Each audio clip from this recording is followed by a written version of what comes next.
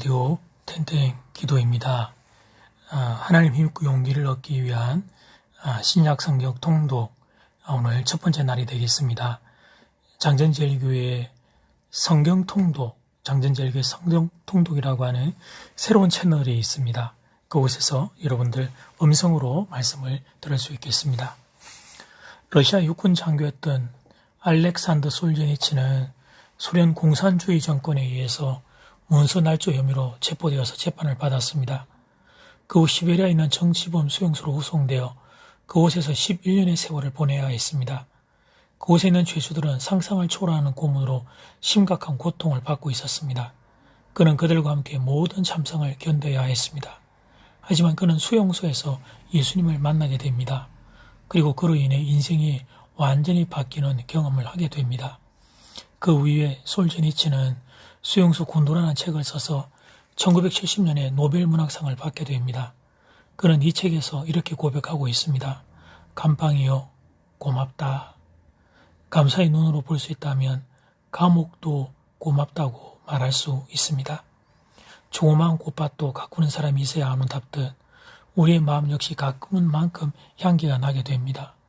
마음을 감사로 채우면 아름다운 옥토가 됩니다. 이런 옥토에는 무엇을 심든지 꽃이 피고 열매가 맺히게 됩니다. 하지만 불평이 가득한 쓰레기장에는 아무리 아름다운 꽃을 심어도 곧 시들고 죽어버리게 됩니다. 감사에는 우리가 모르는 엄청난 힘이 있습니다.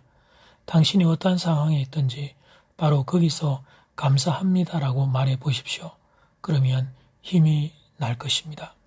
반면에 불평을 해보십시오. 그러면 갑자기 어깨가 늘어지고 힘이 빠질 것입니다. 감사는 언제나 기적을 일으킵니다. 감사를 하면 마음이 평온해지고 스트레스가 감소되고 면역계의 활동도 증가합니다. 그러나 반대로 불평을 하면 마음에 평안이 끼어지고 소화가 안 되고 혈압이 올라갑니다. 감사라는 단어는 히브리어로 토다, 헬라어로는 카리스입니다. 이 단어에서 카리스마, 힘, 능력, 은사가 나왔습니다. 감사하는 자에게는 힘이 생기기 때문입니다. 감사는 힘입니다. 감사는 더 큰 감사를 가져옵니다. 감사는 더 큰 축복을 몰고 오는 통로입니다. 다 가지고도 감사를 하지 않는 사람은 메마른 광야에서 인생을 사는 사람입니다. 반면 가진 것이 별로 없지만 감사를 하며 사는 사람은 기름진 땅에 사는 사람입니다.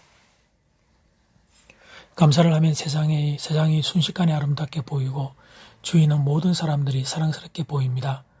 어디서 힘이 나오는지 모르지만 감사를 하면 세상을 살 힘이 생깁니다. 큰 것에 감사하려고 하지 말고 작은 것에 감사하십시오. 작은 감사가 모여 큰 감사를 이루게 됩니다. 감사는 우리가 원하는 것을 얻게 해주는 강력한 에너지입니다. 감사는 긍정적이고 강력한 파장을 불러일으킵니다. 감사가 버릇이 되기를 바랍니다. 감사가 습관이 되기를 바랍니다. 오늘 날마다 죽기로 큐티 본문은 에스겔 23장 22절에서 35절 말씀입니다. 에스겔 23장 22절에서 35절 말씀, 오늘부터 1월달 마지막 날까지 에스겔서를 묵상하겠습니다. 하나님이 북이스라엘과 남유다에게 자매 이름을 붙이십니다. 북이스라엘은 오홀라, 남유다는 오홀리바 그렇게 부릅니다. 오늘 본문은 남유다 오홀리바에 대한 심판의 경고입니다. 오홀리바를 치는 자들은 다름 아닌 그녀와 정을 나누었던 자들입니다. 바벨론과 아시리아입니다.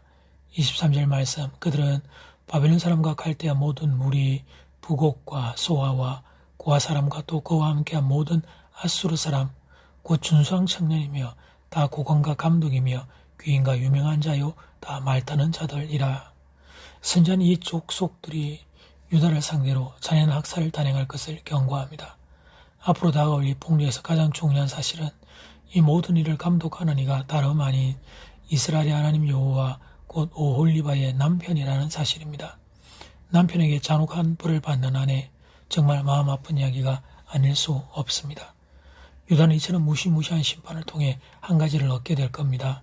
다시는 우상을 섬기지 않을 것이며 이집트에서부터 가지고 있었던 옛버릇, 우상을 숭배하는 버릇이 그들의 삶에서 없어지게 될 것입니다.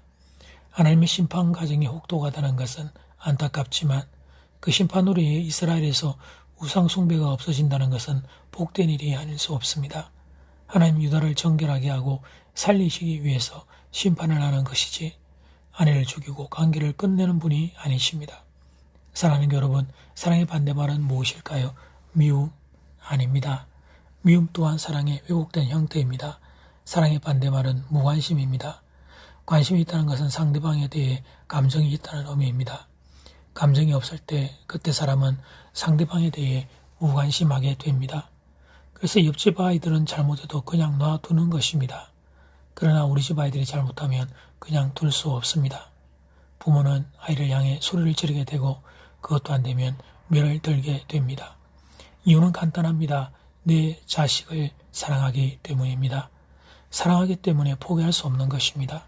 멸을 들어서라도 사람 만들어야 하는 것입니다. 이것이 바로 사랑의 다양한 형태입니다. 젊은 연인들의 멜랑콜리한 사랑만 사랑이 아닙니다. 말 안 듣는 자식을 향해 매를 드는 부모의 마음, 그것 또한 사랑입니다. 본문의 하나님의 마음이 바로 그것입니다. 하나님이 우리를 대하실 때 가장 무서운 것은 다름 아닌 내버려 두는 것입니다. 우리가 어떻게 되는지 신경을 쓰지 않는 것입니다. 나쁜 짓을 해도 잘못된 길로 가도 간섭을 하지 않는 것입니다. 그런데 이것이 바로 우리가 가장 두려워해야 할 일입니다. 하나님이 나를 내버려 두신다, 방치한다, 그러면 끝난 것입니다.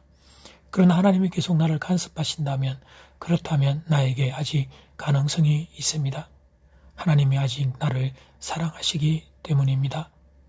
당연히 회복될 가능성이 우리에게 있는 것입니다. 바라기에 이런 깨달음이 이런 모두에게 있게 되기를 주님의 이름으로 축복합니다. 이제 첫 번째 기도 시간입니다. 받은 말씀과 개인 기도 제목을 가지고 함께 기도하는 시간입니다. 이 시간 다 함께 마음을 모아 주님 앞으로 나아가겠습니다.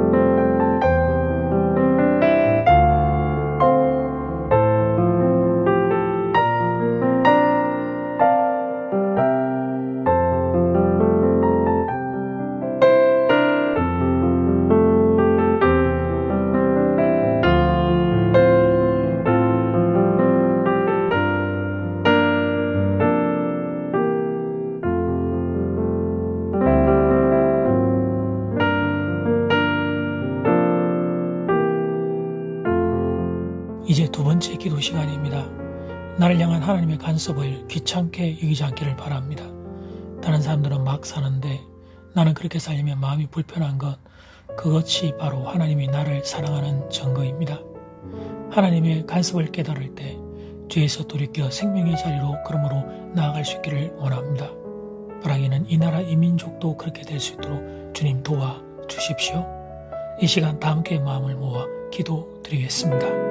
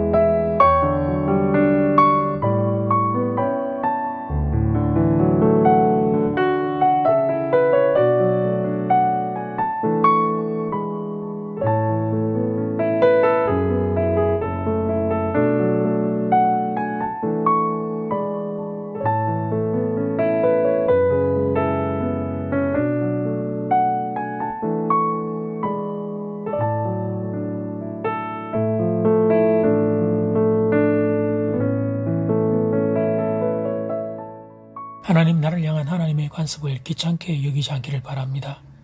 그렇게 어리석고 미련한 자리에 내가 떨어지지 않기를 바랍니다. 다른 사람들은 막 살아도 괜찮은데 나는 그렇게 살려면 마음이 불편한 것, 그게 하나님이 나를 사랑하는 증거라는 것을 깨달아 알게 도와주십시오. 하나님의 간섭이 내 삶에 내 마음에 임할 때 주에서 돌이켜 생명의 자리로 나가기를 원합니다. 바라기는 이 나라 이 민족이 하나님께로 돌아갈 수 있도록 은혜를 허락하여 주시옵소서. 예수님 이름으로 기도드립니다. 아멘.